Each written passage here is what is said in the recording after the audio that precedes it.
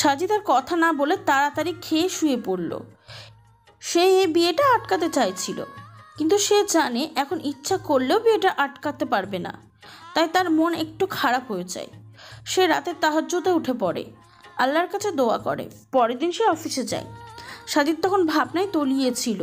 তার মন খারাপ করার মুখ দেখে রিফাত জিজ্ঞাসা করলো, কী রে ভাই, কী হয়েছে? মন খারাপ করে বসে আছিস কেন?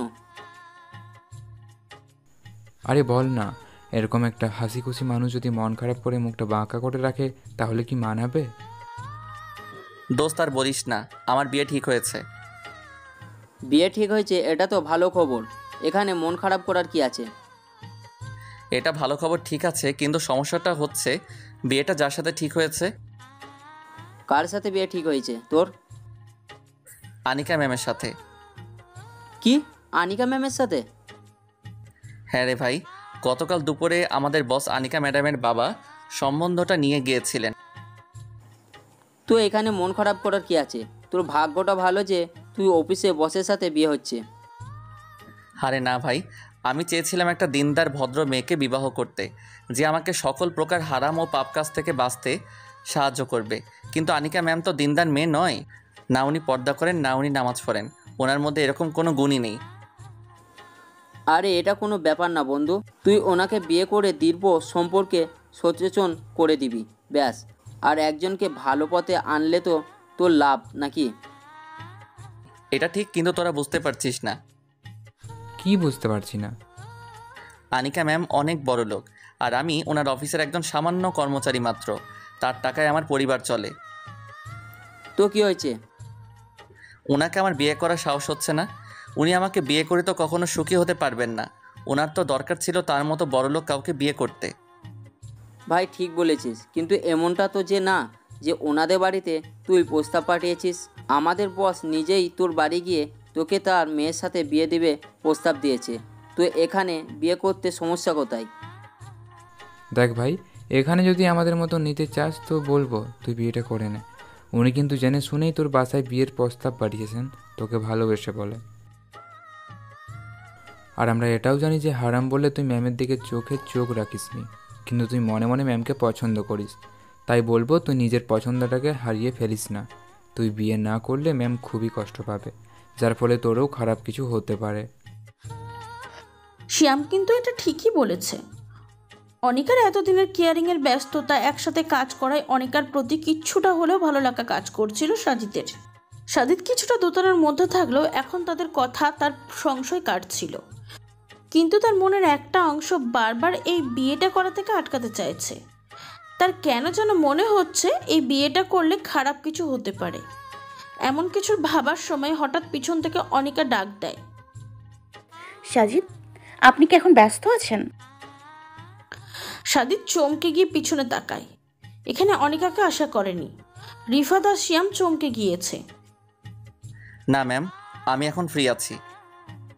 তাহলে এখন আমার কেবিনে আসুন। আচ্ছা ম্যাম, আপনি যান, আমি আসছি। আনিকা তার কেবিনে চলে গেল। কী রে ভাই, ম্যাম এভাবে গম্ভীর মুখ করে কথা বললো কেন? জানি না তো। তুই কি কিছু ভুল করছিস? না তো, আমি আবার কখন ভুল করলাম? তাহলে ম্যাম এভাবে তাকিয়ে থাকলো কেন? বুঝতে পারছি না। তুই তাড়াতাড়ি ওনার কেবিনে যা, উনি রেখেছে। লেট হয়ে গেলে খবর আছে। ঠিক আছে, যাচ্ছি। সাজিদ তারপর আনিকার কেবিনের সামনে গেল। ম্যাম, আসতে পারি?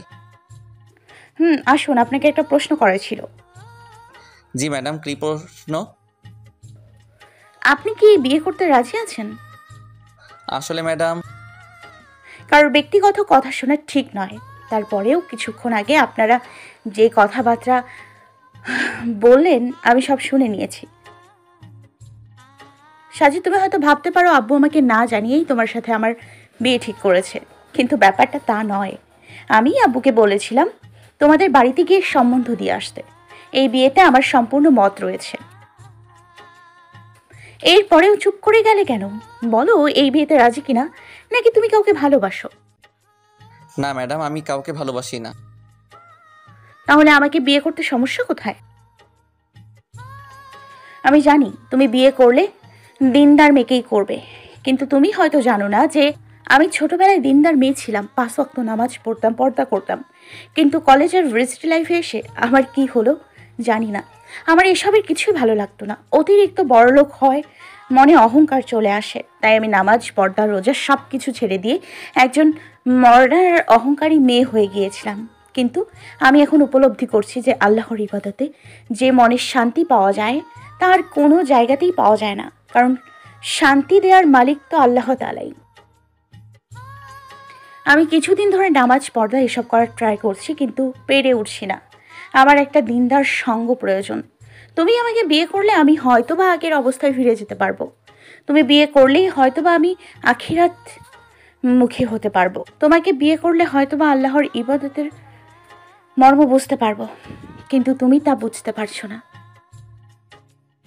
আচ্ছা বলো, আর কি এমন কারণে তুমি আমাকে বিয়ে করতে চাচ্ছ না? ম্যাডাম, আমার সাথে আপনার যায় না। তোমার সাথে আমার যায় না, নাকি আমার সাথে তোমার যায় না? কি বলছেন ম্যাডাম? আমার মতো ছেলের সাথে তো সাধারণ মেয়েরও যাবে। তো আমি কি সবার মতো সাধারণ মেয়ে না? না ম্যাডাম, আপনি অসাধারণ একজন মেয়ে। আপনার মতো অসাধারণ মেয়ের সাথে আমার মতো সাধারণ ছেলের যাবে না। আচ্ছা, আমি কি জানতে পারি যে কি জন্য আমি এরকম অসাধারণ হয়ে গেছি? এই যে আপনার এত টাকা পয়সা, গাড়ি বাড়ি, ব্যাংক ব্যালেন্স, এই সব কিছু আপনাকে সাধারণ থেকে অসাধারণ বানিয়ে দিয়েছে। হো, বুঝেছি। জি ম্যাডাম, কি বুঝতে পেরেছেন? আমি তোমার বস বলে তুমি আমাকে বিয়ে করতে চাইছো না, তাই তো? অনিকা একদম ঠিক কথা বলেছে। আসলে এই একটা কারণেই সাজিদ তাকে বিয়ে করতে রাজি ছিল না। কি ঠিক বললাম তো? আমি জানি আমি ঠিক বলেছি, তাই তো তুমি কোনো কথা বলছো না। আচ্ছা, তুমি যেহেতু আবার চাকরি করা, তোমার বস হওয়া, আমাকে বিয়ে করতে রাজি হচ্ছ না, তো কোনো ব্যাপার না। আমি এখন এই অফিসের বসের পদ থেকে মুক্তি নিলাম। আমি আব্বুকে ফোন দিয়ে বলেছি যে আমি অফিসের বসের দায়িত্ব পালন করতে পারবো না। আমি আজই নেমে যাচ্ছি। সাজিদ যেন অবাকের সর্বোচ্চ পর্যায়ে গেল। তার যেন আজ অনিকা তার অফিসের বসের দায়িত্ব ছেড়ে দিচ্ছে। এই সাথে সাজিদ ঘাবড়ে গেল, কারণ অনিকার বাবার অনেক বয়স হয়েছে, তাই তিনি অফিসের দায়িত্ব পালন করতে পারবে না। আর তাছাড়া অনিকার কোনো ভাই বোনও নেই যে এখন এসে অফিস সামলাবে। অনিকা মোবাইল নিয়ে তার বাবাকে ফোন করতে গেলে সাজিদ তার হাত থেকে মোবাইলটা কেড়ে নেয়। সরি ম্যাডাম, কিন্তু আপনি এটা কি করতে যাচ্ছিলেন? আব্বুকে ফোন দিতে যাচ্ছিলাম। বসকে আবার কেন ফোন দিচ্ছিলেন? আমি আর এই অফিসে কাজ করতে পারবো না, তাই বলতে আব্বুকে ফোন দিচ্ছিলাম। আপনি কি পাগল হয়ে গিয়েছেন? সাধারণ একটা বিষয়ের জন্য অফিসের দায়িত্ব ছেড়ে দিচ্ছেন? তোমার কাছে সাধারণ হলেও আমার কাছে সাধারণ নয়। আমি বস বলে যেহেতু তুমি বিয়ে করছো না, তাই আমি বসের দায়িত্ব পালন করতে পারছি না। কি এমন আছে আমার কাছে যার জন্য এরকম জেদ ধরছেন? যাকে ভালোবাসি তাকে পাওয়ার জন্য জেদ করব না, কার জন্য করব? সাজিদ যেন অবাক না হয়ে পারল না অনিকার মুখে ভালোবাসার কথা শুনে। আমি এরকম না যে নিজে ভালোবাসি কিন্তু তা বলতে পারছি না। তোমাকে ভালোবাসি এবং তোমাকেই বিয়ে করব। ম্যাডাম, ওই ম্যাডাম কি? হ্যাঁ ম্যাডাম কি? আনিকা বলো, আনিকা। নাম ধরে বলবো? বউকে বউ বলে ডাকবে না তো কি ম্যাডাম বলে ডাকবে? গাধা কোথাকার। বউ মানে? এখনো তো আমাদের বিয়েই হলো না। এই একদম চুপ। আমি আজই অফিসের থেকে দায়িত্ব ছেড়ে দিচ্ছি, তারপর তোমাকে তাড়াতাড়ি বিয়ে করে নিব। সাজিদের কি করা উচিত বুঝতে পারছে না। অনিকা মোবাইল নিয়ে তার বাবাকে ফোন দিয়েই বলতে গেল, সাজিদ আবার তার ফোন কেড়ে নেয়। তারপর সাজিদ অনিকাকে বলে, থাক, আপনাকে কষ্ট করে দায়িত্ব ছেড়ে দিতে হবে না। কিন্তু ওই আমি বলছি না, কিছু করতে হবে না। কিন্তু আমি চাকরি করলে তো তুমি আমাকে বিয়ে করবে না, তাই আমি এই দায়িত্ব ছেড়ে দিতে চাচ্ছি। আমি বললাম তো, ফোন দিয়ে শ্বশুর মশাইকে চিন্তায় ফেলতে হবে না। শ্বশুর মশাই মানে? হ্যাঁ শ্বশুর মশাই, এখন তাড়াতাড়ি সাজসজ্জা শুরু করুন। কেন কেন? বিয়ে করবেন বলে। কার বিয়ে? আপনার বিয়ে। আমার বিয়ে কার সাথে? যার সাথে বিয়ে করার জন্য আপনি এমন পাগলামি করছেন তার সাথে। মানে? এত মানে বোঝাতে পারবো না, বুঝে নেন, বুঝলে বাসায় জানিয়ে দিন। সাজিদ এই কথা বলে রুম থেকে বের হয়ে যায়। অনিকা কিছু সময় লাগলো ব্যাপারটা বুঝতে। বোঝার পর তো খুশিতে একটা লাফ দিল, তারপর বাসায় জানিয়ে দিলাম। আমি রাজি আছি। তারপর শুরু হয় বিয়ের প্রস্তুতি। শপিং, বিয়ের কার্ড ছাপানো, আত্মীয় স্বজন নিমন্ত্রণ, কোনো কিছুই যেন বাদ যায় না। বিয়ের কয়েকদিন আগেই অনিকা তার বন্ধুর সাথে আবার দেখা করতে যায়। কিরে আনিকা, খুব তো বলেছিলি ছেলেটার অপমানের প্রতিশোধ নিবি, তাকে প্রতিশোধের আগুনে জ্বালিয়ে দিবি। শেষমেশ তুই তো তাকে বিয়ে করে নিচ্ছিস। করছি। তাহলে তোর কথার কি হবে? ওগুলো তার জায়গায় আছে। মানে? মানে কিছু না। কিন্তু তুই না একজনকে ভালোবাসিস, তো এখন এই সাজিদকে বিয়ে করছিস কেন? ও, তুই রিয়াদের কথা বলছিস? তাকে এখন আর ভালোবাসি না। আমি শুধু সাজিদকেই ভালোবাসি আর তাকেই বিয়ে করব। আচ্ছা বাদ দে আনিকা, এবার বল তো তোরা সাজিদের প্রেম কাহিনীটা কি? কিসের প্রেম কাহিনী? আসছে, এমন ভাব করছে যেন কিছুই বোঝে না। কি বলতে চাচ্ছিস? আরে বুঝিস না, উনি এখন এসব বলতে লজ্জা পাচ্ছে যে। আমাদের মধ্যে কোনো প্রেম কাহিনী নেই। কি মনে করেছেন ম্যাডাম, আমরা বিশ্বাস করব যে আমাদের আনিকা ম্যাডাম বিয়ে করবে অথচ প্রেম করবে না? এবার এত প্যাচাল না করে বল তো তোদের প্রেম কাহিনীটা। আচ্ছা বলবো, তবে এখন না। তাহলে কবে বলবি? পরে এক সময় বলবো। কবে বলবি সেটা তো বল। আর কিছুদিন পর। আচ্ছা তোরা থাক, আমি গেলাম। বাসায় আম্মু তাড়াতাড়ি যেতে বলেছে। আচ্ছা, সাবধানে যাস। অনিকা মাথা নাড়িয়ে চলে আসে। রিয়াদকে চিনতে পারছেন না? চলুন পরিচয় করে দিই। রিয়াদ হচ্ছে দেশের আরেকটি নামকরা বিজনেসম্যানের ছেলে, তবে এখন সে বাবার অফিসটি চালায়। রিয়াদ দেখতে খুবই হ্যান্ডসাম, ড্যাশিং এবং স্টাইলিশ একটা ছেলে। যে কোনো মেয়েই তাকে দেখলেই প্রেমে পড়ে যাবে। অনিকা একদিন জরুরি মিটিংয়ে রিয়াদের অফিসে এসেছিল। এসে অনিকাকে দেখে যেমন রিয়াদ অবাক হয়, তেমনি রিয়াদকে দেখে অনিকা মুগ্ধ হয়। পরে তারা দুইজন পরিচিত হয়। তারপর হালকা পাতলা কথাবার্তা, তারপর একদিন একটি ভালোবাসায় রূপ নেয়। এখন তারা একে অপরকে ভালোবাসে। তবে আপনারা নিশ্চয়ই ভাবছেন অনিকা তাহলে সাজিদকে বিয়ে করেছে কেন? আসলে অনিকার বাবা তাকে বিয়ে করার জন্য জোর দিয়েছিল। অনিকার বাবা সাজিদের চরিত্র, দায়িত্ব, রূপে গুণে মুগ্ধ হয়ে তাকে বিয়ের পাত্র হিসেবে ঠিক করে। অনিকা এইসব জানতে পেরে শয়তানি হাসি দেয়। রিয়াদ এখন বর্তমানে অফিসের কাজে দেশের বাইরে আছে। তার দেশে আসতে আসতে 1-2 বছর লেগে যাবে। তাই অনিকা এক ঢিলে দুই পাখি মারার জন্য সাজিদকে বিয়ে করতে রাজি হয়ে যায়। তারপরের ঘটনা তো আপনারা জানেনই। তার কিছুদিন পর অনিকা এবং সাজিদের বিয়ে হয়ে যায়, যার ফলশ্রুতি সাজিদ এখন বারান্দায় বসে আছে। সাজিদের এসব কথা ভাবতে ভাবতে চোখ দিয়ে জল গড়িয়ে পড়ে। সাজিদ সশব্দে আলহামদুলিল্লাহ বলেই আল্লাহর কাছে কৃতজ্ঞতা যাপন করে। তার আল্লাহর কাছে শুকরিয়া যাপনের একটাই কারণ আছে। আল্লাহ তাআলা তার মুমিন ব্যক্তিদের জীবনে দুঃখ কষ্ট দিয়ে পরীক্ষা করেন। আল্লাহ তাআলা তাকে দেওয়ার দুঃখ কষ্টগুলোর মাধ্যমে তার জীবনের গুনাহগুলো ক্ষমা করতে থাকেন। এমনকি তার পায়ে কাঁটা বিঁধলেও আল্লাহ তাআলা তার গুনাহসমূহ ক্ষমা করেন। শুধু তাই নয়, আল্লাহ তাআলা এটাও বলেছেন, নিশ্চয়ই দুঃখর পরে আসে সুখ। সূরা ইনসিরার 5। সাজিদ যখনই দুঃখ বা কষ্ট পায় তখনই এই কথাগুলো স্মরণ করে, তখন তার মন ভালো হয়ে যায়। তাই সাজিদ আল্লাহর কাছে শুকরিয়া যাপন করে। সাজিদ ঘড়ির দিকে তাকিয়ে দেখে সকাল 8টা বাজে। তার কেমন যেন শরীরটা কাঁপছে, বুঝতে পারলো ভালোই জ্বর উঠেছে তার। সাজিদ এই সময় খেয়াল করলো অনিকা ভিতরে বসে কার সাথে যেন হেসে হেসে কথা বলছে। সাজিদ রুমের ভিতরে গেল। রুমে গিয়ে দেখলো অনিকা কারোর সাথে ফোনে কথা বলছে, হেসে খেলে কথা বলছে। সাজিদকে দেখার পর অনিকা তার ফোন রেখে দেয়। সাজিদ তাকে বলে, তুমি কার সাথে এত কথা বলেছিলে? তা তোকে বলতে যাব কেন? এভাবে কেন কথা বলছো? সুন্দর করে কথা বলতে পারো না? সুন্দর করে তো কথা বলতে পারি, কিন্তু তোর সাথে বলবো না। আর জানতে চাইছিলি না কার সাথে কথা বলছিলাম? আমি রিয়াদের সাথে কথা বলছিলাম। এই রিয়ারটা আবার কে? রিয়াদ হচ্ছে আমার বয়ফ্রেন্ড। এটা শোনার পর সাজিদের বুকটা মোচড় দিয়ে উঠল। বুকের বাম পাশে কেমন যেন করতে লাগলো। সে বলল, এটা শোনার পর সাজিদের বুকটা মোচড় দিয়ে উঠল। বুকের বাম পাশে কেমন যেন করতে লাগলো। সে বলল, স্বামী থাকতে তুমি বয়ফ্রেন্ডের সাথে রিলেশনে আছো? ওই স্বামী কি? হ্যাঁ স্বামী। তোর কোনো যোগ্যতা আছে আমার স্বামী হওয়ার? আমি একদিনে যত খরচ করি তুই আর তোর ফকিন্নি পরিবার 1 মাসেও তো দেখতে পারবে না। আর একটা প্রজেক্ট থেকে যে আয়গুলো হয় সেগুলো না হয় নাই বললাম,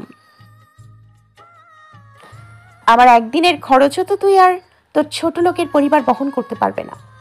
আবার এসছিস আমার স্বামী হতে। তুই তো এবারের কাজের লোক হওয়ার যোগ্য নস।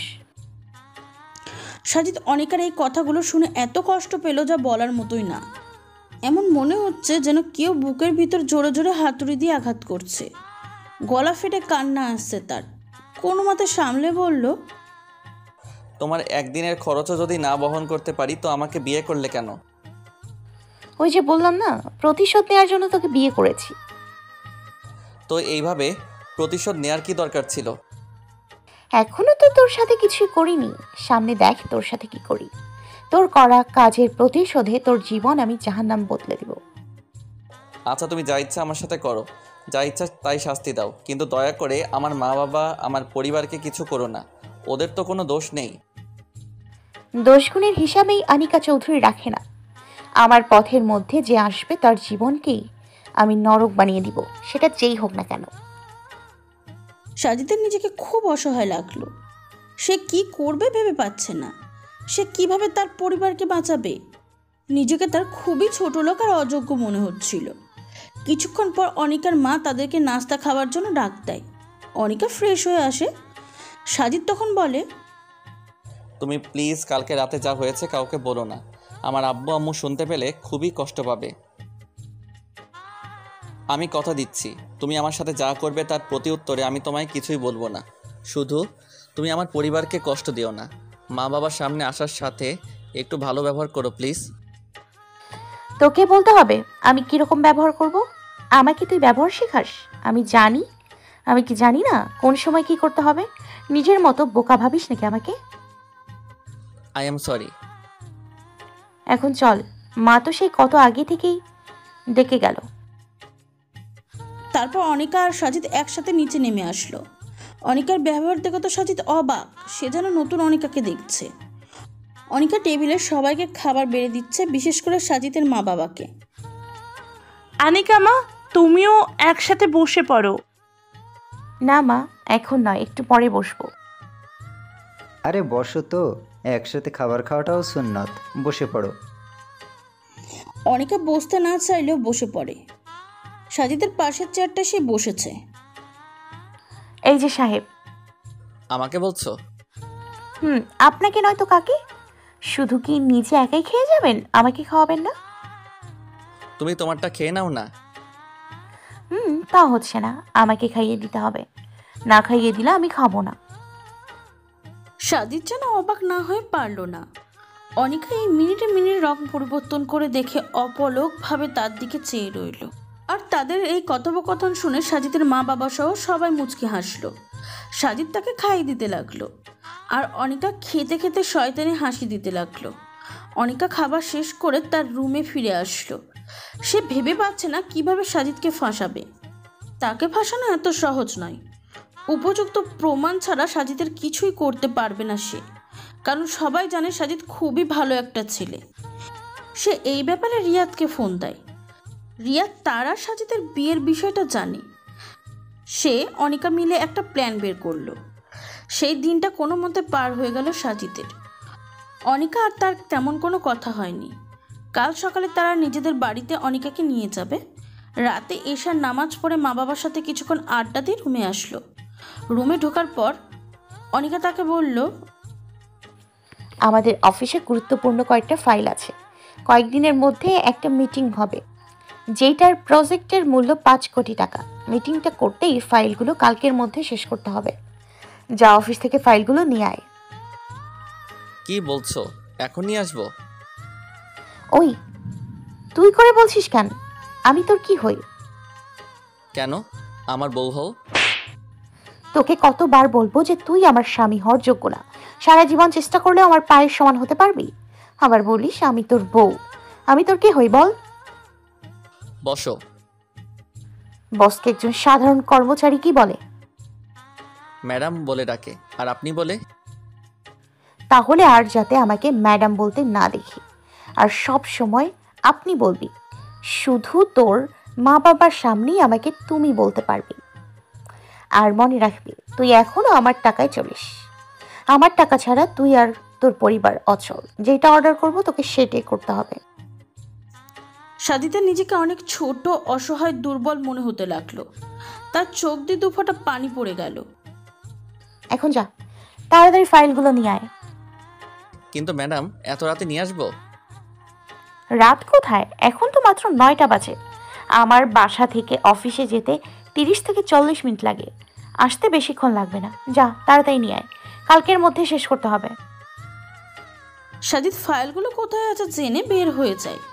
সাজিদ বের হওয়ার পর অনিকা ফোন দেয়। শোন, ও বের হয়েছে, তোরা তৈরি থাকিস, কোনো ভুল যাতে না হয়। যেভাবে বলেছিলাম সেইভাবেই করবি।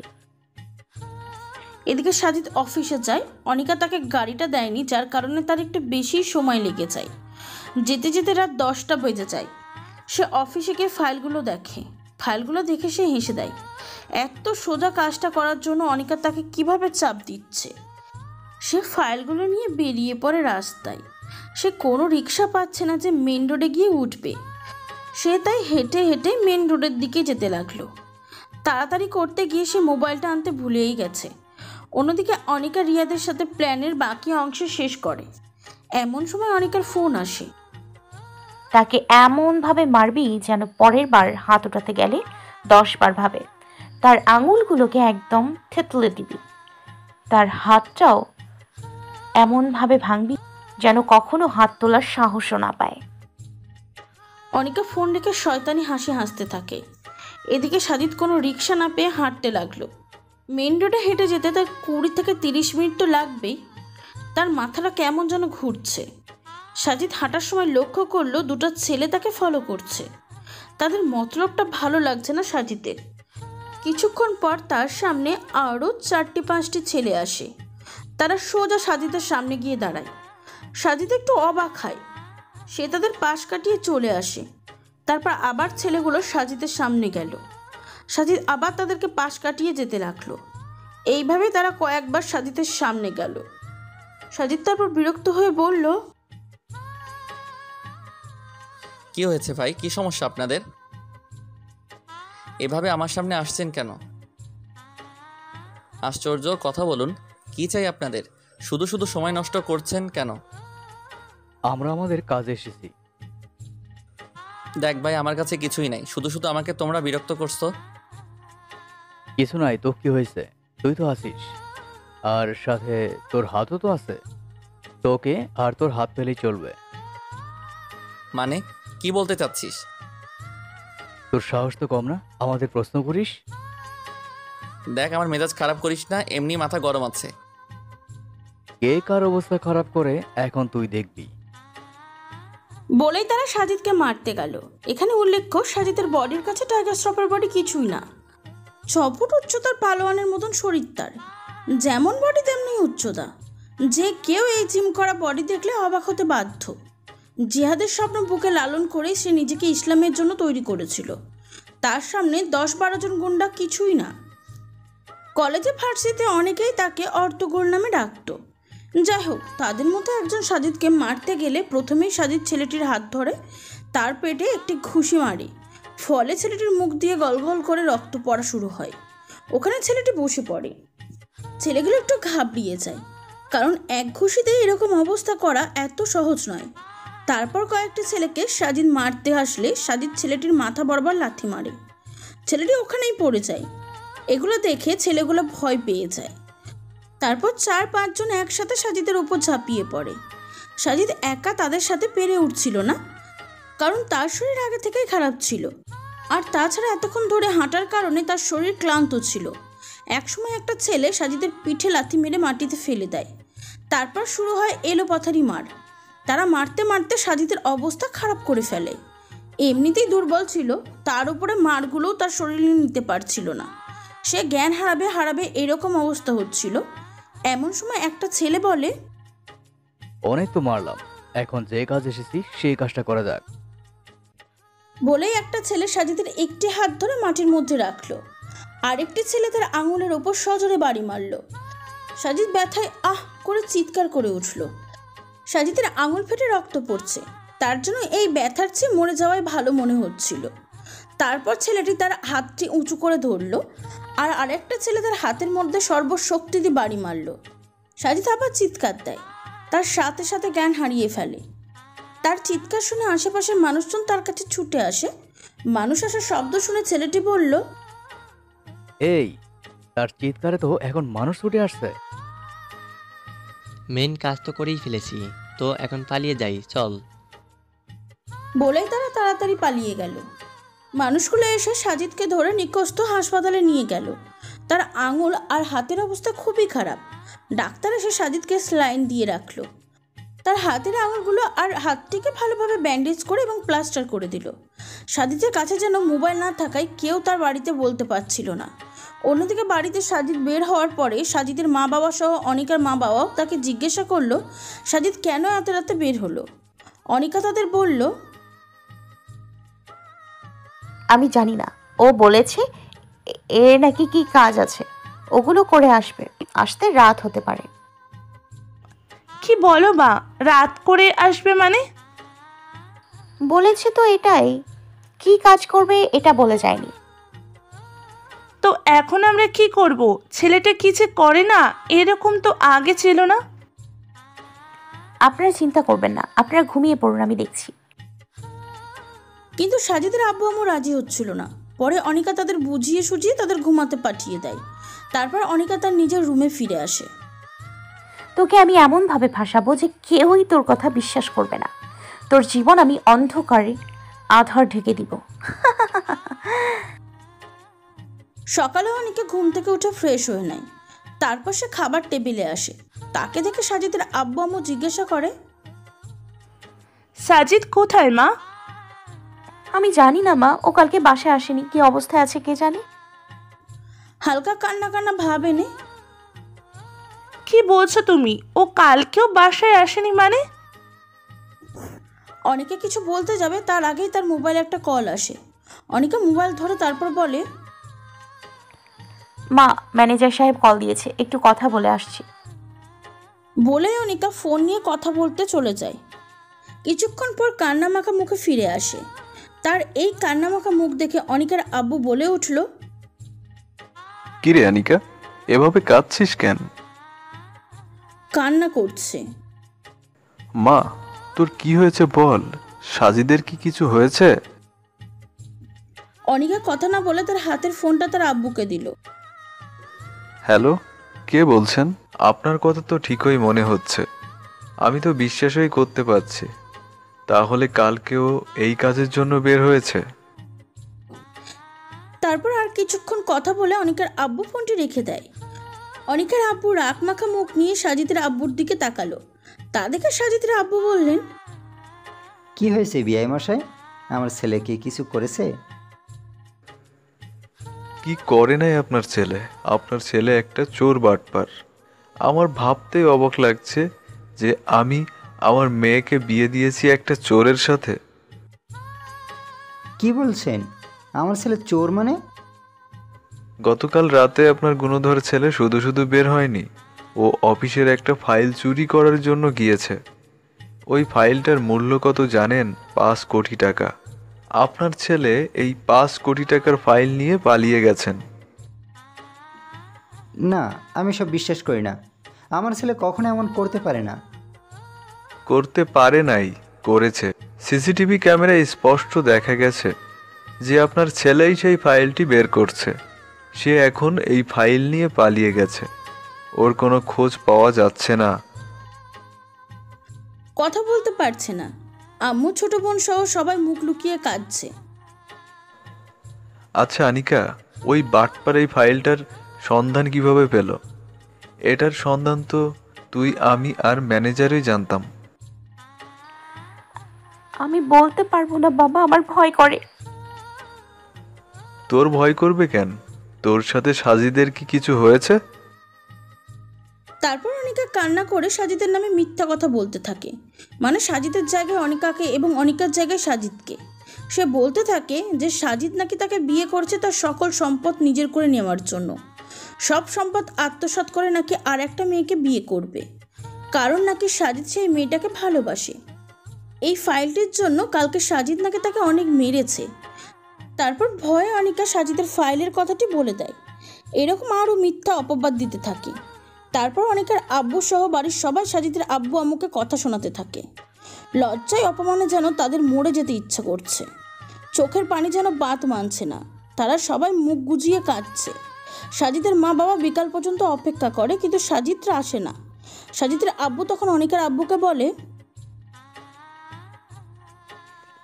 বেয়াই মশাই, আমি জানি আমার ছেলে যা করেছে, তারপরে আপনাদের সামনে মুখ দেখানোর সামর্থ্য আমাদের নেই, কিন্তু কি করব বলেন, আমাদের বাড়ি ফিরতে হবে। তাই বলছিলাম কি বলছিলেন? বলছিলাম কি সন্ধ্যা হয়ে যাচ্ছে, এখন যদি আনিকা মাকে নিয়ে আমাদের বাড়ি যাওয়ার অনুমতি দিতেন।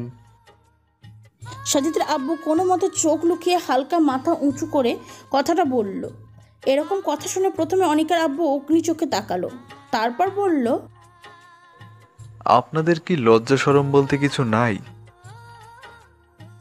আপনার গুণধর ছেলে যে আমার মেয়ের সাথে এত কিছু করলো, আমার মেয়েকে মেরে বাসায় রেখে অন্য মেয়ের কাছে চলে গেল, এরপরও আপনি দাঁড়িয়ে এসে একই কথা বলছেন। কি নির্লজ্জ একটা পরিবারের সাথে আমি বিয়ে দিলাম। ছেলে নির্লজ্জের মতো শ্বশুরবাড়ির টাকা আত্মসাৎ করে পালিয়ে যায়, আর তার বাবা এসে উল্টো বউকে নিয়ে যেতে চাই। এখন বুঝলাম আপনার ছেলে কেন এরকম হলো। পরিবারের গোড়া যদি নির্লজ্জ হয়, তাহলে ছেলে তো নির্লজ্জ হবেই। শুনুন, আমার দেহ প্রাণ থাকাকালীন আমার মেয়েকে আপনাদের মতো নির্লজ্জ পরিবারে পাঠাবো না। যদি জানতাম আপনারা এরকম হবেন, তাহলে দরকার পড়লে সারা জীবন আমার মেয়েকে বিয়ে না দিয়ে রাখতাম, তারপরেও আপনাদের মতো রাস্তার পরিবারের হাতে মেয়েকে তুলে দিতাম না। আবার বড় মুখ করে আমার মেয়েকে নিয়ে যেতে এসেছে। নির্লজ্জের একটা সীমা থাকা দরকার। কি করে পারলেন এরকম আবদার করতে? সাজিদের আব্বু চোখের জল ফেলে। এখন কি বাড়ি থেকে বের হবেন, নাকি দারোয়ানকে ডেকে এনে ঘাড় ধাক্কা দিয়ে বের করাবো? এতক্ষণ ধরে সব কথা সাজিদের আব্বু মুখ বুজে সহ্য করলেও একটা কথা সহ্য হয়নি। কান্না ভেজা কণ্ঠে সাজিদের আব্বু বলল, না না থাক, তার প্রয়োজন হবে না, আমরা এমনি বের হয়ে যাচ্ছি। ওগো, কোথায় আছো? নাদিয়া সহ বাকিদের নিয়ে এসো, আমি বাড়ির বাইরে অপেক্ষা করছি। সাজিদের আম্মু কান্না ভেজা কণ্ঠে তাদের ডাকতে গেল। তাদেরকে নিয়ে সাজিদের আব্বু অনিকাদের বাসা থেকে বের হয়ে গেল। যার সময় অনিকার আব্বু বলল, আপনাদের ওই পাজি বদমার ছেলেকে বলবেন যাতে নতুন করে চাকরি খুঁজে। এত বড় অপরাধ করার পর আপনার ছেলেকে আমাদের অফিসে রাখবো না। এরপর সাজিদের আব্বু কিছু না বলে বাসার উদ্দেশ্যে রওনা দিল। সাজিদের আব্বু সারাটা রাস্তা মুখ নিচু করে এসেছে। তাদের যেন বিশ্বাসই হচ্ছে না সাজিদ এরকম করেছে। তারা তারপর বাসায় চলে যায়। কিছুক্ষণ পর অনিকা নিচে নেমে আসে। সে এসে কাকে যেন খুঁজতে থাকে। তার আব্বু তাকে জিজ্ঞাসা করে, কি রে, তুই এভাবে কাকে খুঁজছিস? কাকে আবার? শ্বশুর শাশুড়িকে। কি শ্বশুর শাশুড়িকে খুঁজছিস? কেন আবার? সন্ধ্যা হয়ে গেছে, তারা কি বাড়িতে যাবে না? তারা কিছুক্ষণ আগে বাড়িতে চলে গেছে। কি? ওরা বাড়িতে চলে গেছে? আমাকে নিয়ে যায়নি কেন? কিছুক্ষণ আগেই তো তোর বাবা তাদের বাড়ি থেকে বের হয়ে যেতে বলছে, তাই তারা নিজেদের বাড়িতে চলে গেছে। আর তুই ওদের বাড়িতে যাবি কেন? কেন মানে? আমার শ্বশুর বাড়িতে আমি যাব না তো কে যাবে শুনি? আনিকা, তুই পাগল টাগল হয়ে গেলি নাকি? কেন আব্বু, আমি পাগল হব কেন? এই যে তোর সাথে সাজিদ এত কিছু করলো, তারপরে তুই তাদের বাড়িতে যাবি? তোর নিজের বাসায় তোর সাথে এমন ব্যবহার করছে, আর তাদের বাড়িতে গেলে তোর সাথে কি করবে ভেবে দেখেছিস? ও কিছু করুক বা না করুক, আমার ওইখানে যেতেই হবে, কারণ বিয়ের পরে মেয়েদের থাকার জায়গা হয় শ্বশুরবাড়িতে। আর আমার মনে হয় না তারা বাবা মা আমার সাথে এমন ব্যবহার করবে। আনিকা, বোঝার চেষ্টা কর। ও তোর সাথে এত কিছু করলো, তারপরেও তুই তার সাথে সংসার করার কথা ভাবিস? আমি তো চাচ্ছি তোকে তার সাথে বিয়ে দিয়ে যে ভুলটা করেছি সেটা শুধরে নিতে। কিভাবে শুধরে নিবে তুমি আব্বু? প্রথমে অফিস থেকে ওই বাটপারকে ঘাড় ধাক্কা দিয়ে বের করব। তারপর ওর সাথে তোর ডিভোর্স দিয়ে দিব। তারপর না হয় আরেকজন ভালো ছেলে দেখে তার সাথে তোর বিয়ে দেব। আচ্ছা আব্বু, ও তোমার মান সম্মান এভাবে নষ্ট করলো, তারপরেও তুমি এভাবে ওকে ছেড়ে দেবে? সেজন্যই তো আমি তাকে চাকরি থেকে বাদ দিচ্ছি। ও আমার সাথে যা করেছে তাতে ওকে শুধুমাত্র চাকরি থেকে বের করলে কি হয়ে যাবে? কি বলতে চাচ্ছিস স্পষ্ট করে বল। আমি চাই ওকে প্রতি মুহূর্তে কষ্ট দিতে দিতে তার জীবনটা নরক বানিয়ে দিতে চাই, বুঝিয়ে দিতে চাই যে কষ্ট কাকে বলে। না আনিকা, এটা ঠিক নয়। একজন মানুষ তোকে কষ্ট দিবে, মারবে, কিন্তু তাই বলে তুই এর চেয়ে 1000 গুণের বেশি কষ্ট দিয়ে তার প্রতিশোধ নিবি? এটা তো ঠিক নয়। তোকে আমরা এমন শিক্ষা দেইনি। কিন্তু আব্বু। কোনো কিন্তু নয়, আমি যেটা বলেছি সেটাই ফাইনাল। এবার তুই উপরে যা। আরে তুমি একবার আমার কথাটা তো শুনবে। আমি বললাম না তুই ওপরে যা। আমি তোকে ওই ছেলে থেকে দূরে রাখার চেষ্টা করব, আর যদি না পারি তাহলে সেটা না হয় দেখা যাবে। অনিকা অনেকটা রাগ আর বিরক্ত নিয়ে উপরে গেল। অনিকা যাওয়ার পর তার আম্মু বলল, তোমার মেয়ে এটা কি বলে গেল? এই মেয়ে পাগল হয়ে গেছে, এই প্রতিশোধ নেওয়ার জন্য উঠে পড়ে লেগেছে। কিন্তু ও জানে না প্রতিশোধের আগুন কত ভয়ঙ্কর। যদি জানতো কখনো এমন কথা চিন্তাও করতে পারতো না। ঠিক বলেছ। ও প্রতিশোধ নিতে গিয়ে আবার কি ভুল টুল করে বসে। আমিও তাই ভাবছি।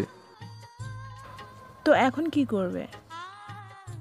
একটু ভাবতে দাও, কিছুক্ষণ ভেবে না হয় পরে সিদ্ধান্ত নেব কি করা যায়। আচ্ছা ঠিক আছে, এখন যাও, সকালবেলা থেকে তো কিছুই খাওনি, এখন ফ্রেশ হয়ে খাবার খেতে আসো। তাই করো। আসলে অনিকা রিয়াদের সাথে কথা বলছিল। রিয়াদ তাকে বলেছিল যে এখন তার বাড়িতে গিয়ে তার উপর আরও ভালোভাবে প্রতিশোধ নিতে। তাই অনিকা শ্বশুরবাড়িতে যাওয়ার জন্য এমন করছিল, কিন্তু এখন সে কি করবে ভেবে পাচ্ছে না। তাই সে আবার রিয়াদকে ফোন দেয়, কিন্তু রিয়াদের ফোন ব্যস্ত পাচ্ছে। অনিকা প্রায় 10 বার ট্রাই করার পর রিয়াদ ফোন ধরলো। কি হচ্ছেটা কি আনিকা, এভাবে ফোন দিচ্ছ কেন? তুমি কি বিরক্ত হলে আমার ফোনে? না তা নয়, আমি একটা মিটিংয়ে ছিলাম তো, তুমি সেই মিটিংয়ের মধ্যে শুধু ফোন দিয়ে বিরক্ত করছিলে। আচ্ছা সরি, কিন্তু আমি তো জানি এর সময়ের কোনো মিটিং থাকে না। তো তোমার আবার কোথা থেকে মিটিং চলে আসলো? ওটা একটা আর্জেন্ট মিটিং ছিল। কি হয়েছে রিয়াদ, তুমি কি স্বাভাবিক আছো? আমার মনে হচ্ছে তুমি একটা বিষয় নিয়ে ভয় আছো। না বেবি, আমি কোনো ভয় পাই নাই। এবার বলো কেন আমাকে ফোন করছিলে? অনিকা তারপর কিছুক্ষণ আগের ঘটনা রিয়াদকে খুলে বলে। রিয়াদ তখন আর একটি শয়তানি বুদ্ধি দেয়। সকাল থেকে অনিকার বাবা কিছুই খায়নি, যার কারণে অনিকার মা তাকে খাবার টেবিলে বসতে বলে। অনিকা আব্বু খাবার টেবিলে বসে খাবার খেতে যাবে এমন সময় লক্ষ্য করলো অনিকার ব্যাগপত্র নিয়ে কোথায় যেন যাচ্ছে। অনিকার আব্বু বলল, আনিকা এসব কি? কেন দেখতে পারছো না এসব ব্যাগপত্র? তুই এইসব ব্যাগপত্র নিয়ে কোথায় যাচ্ছিস? কোথায় আবার? আমার শ্বশুর বাড়ি। আনিকা তুই কি পাগল হয়ে গেছিস? না আম্মু, আমি পাগল হতে যাব কেন? তাহলে তুই এসব কি বলছিস? আমি কি কিছু ভুল বলেছি? তুমিই তো বলতে যে মেয়েদের বিয়ে করার পর তার শ্বশুর বাড়ি হয় নিজের বাড়ি। তা ঠিকই বলেছিস, কিন্তু তোর বেলায় তো ব্যাপারটা এক নয়। কোনো ভুল কিছু হয়নি, সব ঠিক আছে, তাই তো আমি যাচ্ছি। আচ্ছা, তুই যেভাবে তাদের বাড়িতে চলে যাচ্ছিস, কেউ কি তোকে নিতে এসেছে? না তো আপু, কেউ তো নিতে আসেনি। তাহলে তুই কিভাবে তাদের বাড়িতে যাচ্ছিস? কিভাবে আবার? আমার নিজের পা দিয়ে। এটা কি কোনো কথা বললি? শ্বশুর বাড়ি থেকে কেউ নিতে আসেনি আর তুই এভাবে ঢ্যাং ঢ্যাং করে চলে যাবি? আমার নিজের বাড়িতে আমি নিজে যাচ্ছি, তাই এখানে কাউকে আমাকে দিয়ে আসতে হবে না, আমি নিজেই যেতে পারবো। আচ্ছা তুই দাঁড়া, আমি না হয় সাজিদ, না হয় তাদের কাউকে এসে তোকে ওখানে নিয়ে যেতে বলছি। তুমি সকালবেলায় তাদের সাথে যা করেছিলে, কোন মুখে তারা আবার এই বাড়িতে আসবে? আচ্ছা না হয় আমি তোকে দিয়ে আসছি, তুই একটু দাঁড়া, আমি রেডি হয়ে আসছি। উফ আব্বু, তুমি শান্তিতে খাও তো, আমি একা একাই যাচ্ছি, কাউকে দিয়ে আসতে হবে না। আরে কোথায় যাচ্ছিস? আরে শুনে যা, আরে দাঁড়া। অনিকার আব্বু আম্মু তাকে অনেক ডাকলো, কিন্তু অনিকা তাদের ডাকে কোনো সাড়া না দিয়েই বেরিয়ে গেল। অনিকা বের হওয়ার পরপরই তার মোবাইলে একটি কল আসে। অনিকা সেই কল ধরে। হ্যালো, কিরে, কাজ ঠিক মতো করেছিস তো? হ্যাঁ, ঠিক মতোই করেছি। যেভাবে বলেছিলাম সেভাবেই করেছিস তো? জি ম্যাডাম, যেভাবে বলেছিলেন সেভাবেই করেছি। আর ওর ডান হাতের কি করেছিস?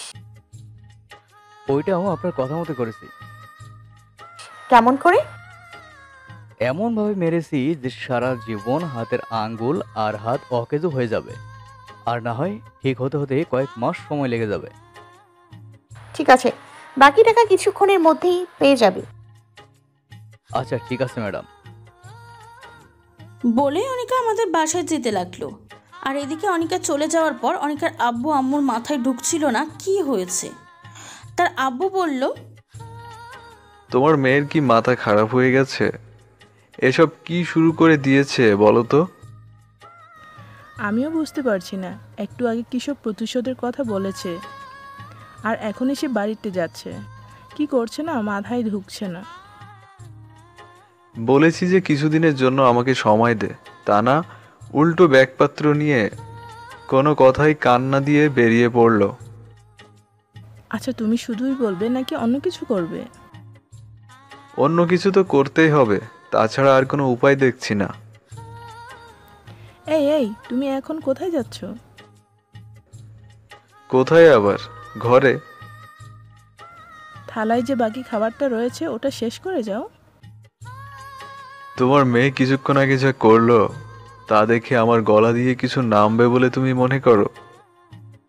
অনিকার আব্বু তার ঘরে গিয়ে হাত মুখ ধুলো, তারপর জামাকাপড় পরে সাজিদের বাসায় যাওয়ার জন্য গাড়ি নিয়ে বেরিয়ে পড়লো। সাজিদের বাবা মা ভাই বোন বাসায় চলে আসে। তাদের বাসায় আস্তে আস্তে সন্ধ্যা হয়ে যায়। তারা সবাই মাগরিবের নামাজ আদায় করে নেয়। তার ছোট বোন নাদিয়া কিছুক্ষণ আগের ঘটনা অনেক কষ্ট পেয়েছে, তার কান্না যেন থামছেই না। আর তার ছোট ভাইটি তো কথা বলতেও যেন ভুলে গেছে। আর সাজিদের আব্বু যেন কিছু বুঝতে পারছে না। তিনি জায়নামাজে একদম মূর্তির মতন বসে রয়েছেন। তার আম্মু নামাজ শেষ করে উঠে গেলেও সাজিদের আব্বু জায়নামাজ থেকে ওঠেনি। তার আম্মু ছোটোখাটো কিছু কাজ করে এসে দেখে যে সাজিদের আব্বু এক জায়গায় আগের মতো বসেই রয়েছে। সাজিদের আম্মু তাকে জিজ্ঞাসা করে, কি হলো, তুমি সেই কখন থেকে এভাবে বসে রয়েছো কেন? একটু ভাবছিলাম। কি ভাবছিলে? সাজিদকে বিয়ে দিয়ে যে অপরাধটা করেছি সেটা নিয়ে ভাবছি। সাজিদের বিয়েকে তুমি অপরাধ বলছো কেন? বিয়ে তো একটা পবিত্র জিনিস। এখন এটা আর পবিত্র নেই, এটা এখন একটা অভিশাপে পরিণত হয়েছে। আমার তখনই বোঝার উচিত ছিল, যখন সে বিয়েটা করতে চাইছিল না। ওর কথা শুনে যদি আমরা বিয়েটা না দিতাম তাহলে এই দিনটা দেখতে হতো না। কি হলো, তুমি হাসছো কেন? হাসি এই জন্যই যে তুমি এতদিনে তোমার ছেলেকে এই চিনলে। তুমি জানো না ও হারামের মধ্যে না থাকার চেষ্টা করে? তোমার কি মনে হয় আমি জানি আমার ছেলে কখনোই এমন করতে পারে না?